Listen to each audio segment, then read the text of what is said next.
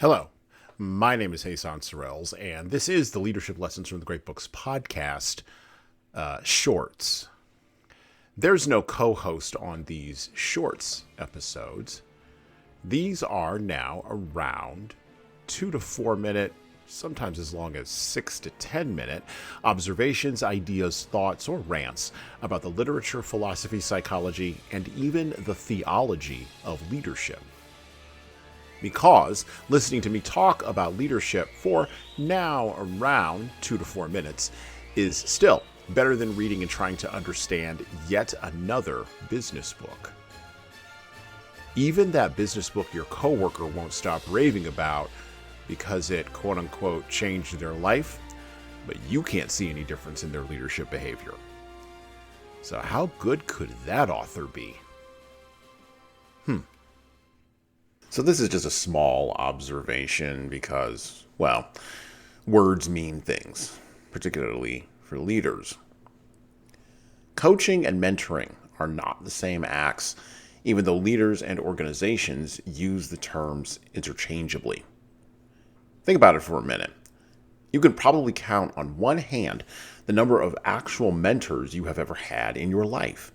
People who were genuinely interested in your development in all areas of life and experience, and who sought to develop you spiritually, emotionally, and psychologically.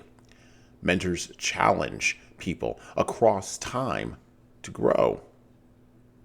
You could probably use all your fingers and toes as well as the fingers and toes of the person next to you while you listen to this podcast episode to count the number of coaches you have had in your life. People who sought to improve your skill sets and competencies in one or very many specific areas, based not necessarily always on your development, but based on their own experience, skills, competencies, and requirements of whatever role they're coaching you through. Now, the challenge here lies in that coaching has some aspects of mentoring to it. And mentoring, of course, contains almost all the aspects of coaching. But both acts encourage the development of fundamentally different outcomes.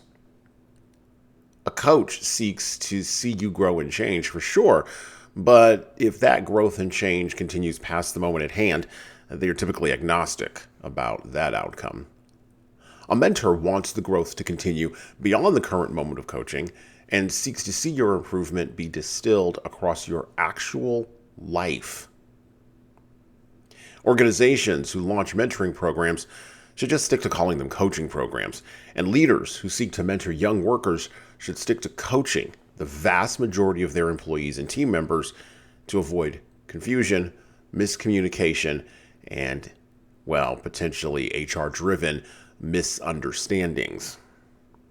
Because with the average worker staying in a job or staying in employment with a particular organization for only around 4 years, according to the Bureau of Labor Statistics, as recently as 2022, how much genuine mentoring can a leader really accomplish? And well, that's it for me. Thank you for listening to the Leadership Lessons from the Great Books podcast today. And now that you've made it this far, you should subscribe to the audio version of this show on all the major podcast players, including Apple iTunes, Spotify, YouTube Music, and everywhere else where podcasts are available. There's also a video version of our podcast on our YouTube channel. Like and subscribe to the video version of this podcast on the Leadership Toolbox channel on YouTube. Just search for Leadership Toolbox and hit the subscribe button there on YouTube. And while you're doing that, leave a 5-star review if you like what we're doing here on Apple, Spotify, and YouTube.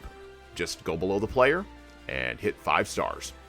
We need those reviews to grow, and it's the easiest way to help grow this show. And tell all your friends, of course, in leadership. By the way, if you don't like what we're doing here, well, you can always listen to another leadership show.